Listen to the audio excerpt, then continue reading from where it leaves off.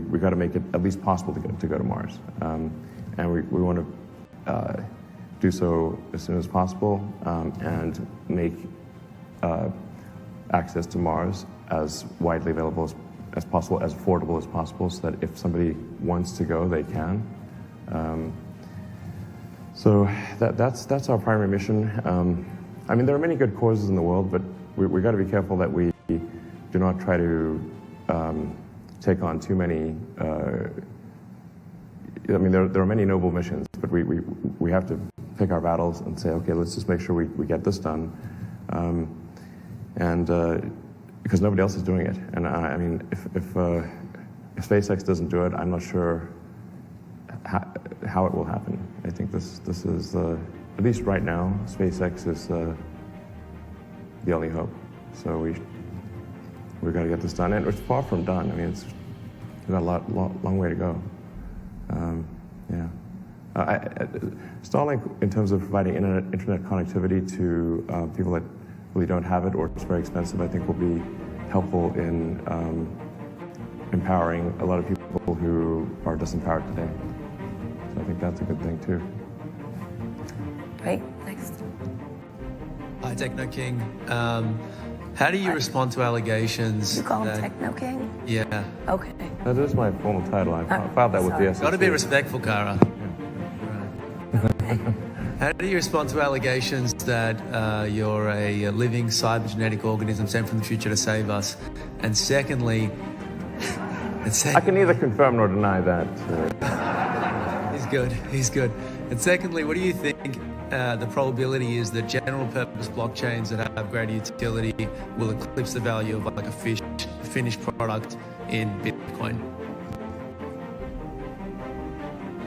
I'm not sure. Sunlight being a great disinfectant, and the less things occur in the dark, the better.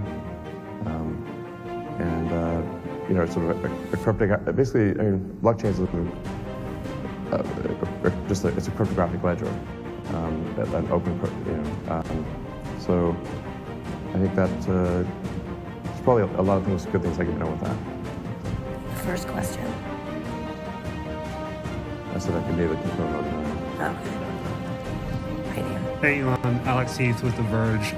The question's on the self-driving beta you guys are rolling out. Yeah. Curious why you're encouraging people to not share videos, making them sign NDAs. Just be curious. No, I mean, there's a lot of videos being shared. But the NDAs. Pardon me? The NDAs for the full self-driving beta? I don't know. People don't seem to listen to the NDA. I mean, I'm not sure there's. Yeah, I don't know why there's an NDA. We probably don't need it. And people just are ignoring it anyway, so I'm not sure it matters. All right.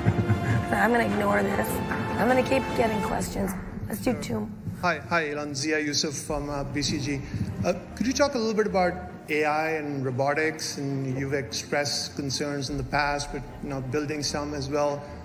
What do you see as the issues that we do have to solve on that front? Well, I've said for a long time, I think AI safety is a really big deal.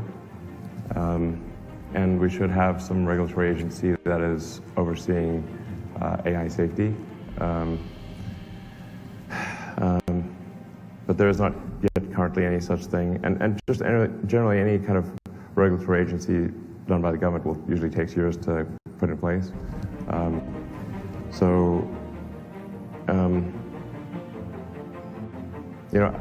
After the population collapse issue, I think AI safety is probably the second biggest threat to the future of civilization.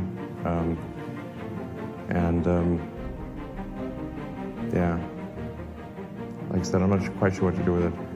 I mean, Tesla is arguably the world's biggest robot maker, because we have basically semi-autonomous cars that will ultimately be fully autonomous.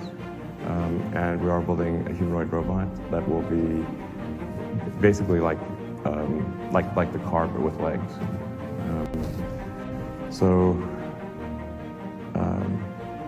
And I kind of held off on doing that for a while because, I certainly don't want to hasten the AI apocalypse.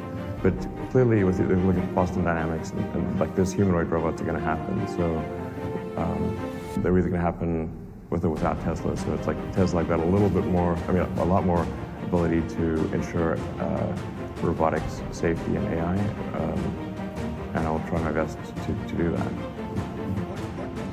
No, we can't do more. Sorry, you gotta quit. First, thanks for making the first car I ever loved. I love the great. car. My wife insisted I ask this question if I got here. We also have way too many children. No, that's probably great. If there's any chance that you could put a roof rack on the X, that's what she's looking for. We need a roof rack on the X. If you could figure that out, that's almost more important than going to Mars. We have not figured that out. I mean, it's tricky because we have the fancy doors. They're awesome. The doors are awesome, but if you have a roof rack, like how do you stop the doors from smashing? You were smart. Yeah. Thank you. Now, the Model Y has a roof rack, though. It's not big enough for all the kids. Really? It seats 7. Not normal kids. Okay. What do you have, separate cars for your children? Elon, thanks for It does have a tow hitch. You can tow your We're here. stuff. Those are the last 2 questions. Elon, thanks for the Plaid. It's a great car. As we're all, waiting for full self-driving. That's awesome. Really, it's awesome. We might have to argue a Next bit about level. the yoke, but we're getting accustomed to it. It's a great car. It's like something different, and it's different, and people sometimes don't like the different thing. But How much it's did your pretty damn kids push cool. you I on think the it's yoke? great. Was it your Blame kids? me 'Cause for my the kids yoke. love the It's yoke, my fault. so that works for them. Anyway, really quick.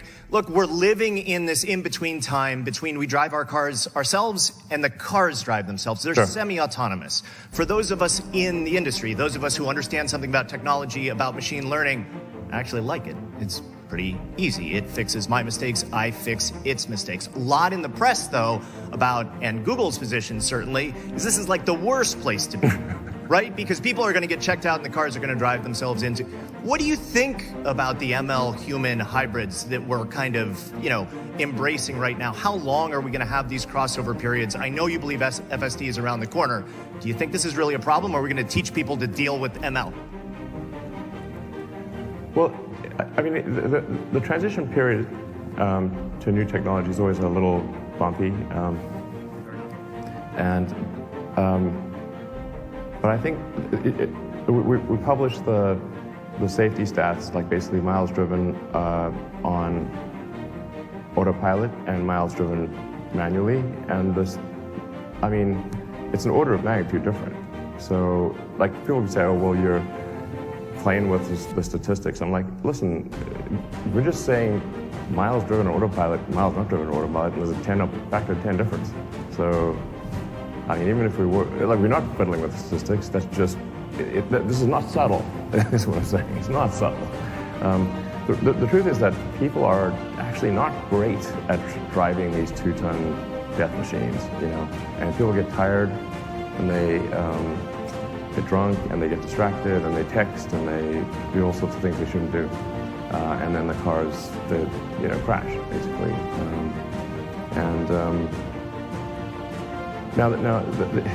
When we were embarking on the autonomy front, someone told me a thing that's quite true, which is even if you, for argument's sake, reduce fatalities by 90% with autonomy. The 10% that do die with autonomy are still going to sue you.